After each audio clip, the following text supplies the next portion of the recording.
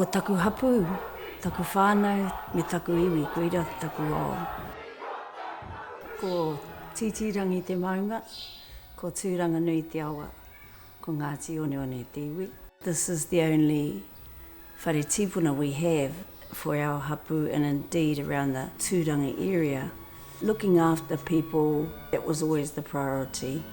It lifts the mana o tō whānau, tō hapu, tō iwi, knowing that you've done your best. And that's really all this is, doing the best that you can do.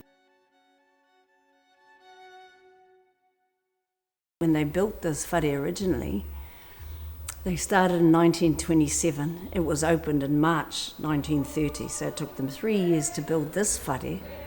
Carvings, tuku, everything. We started restoring our whare to the former glory, even though it was still beautiful then. Our team was my nieces, actually, and one cousin, and they were all girls.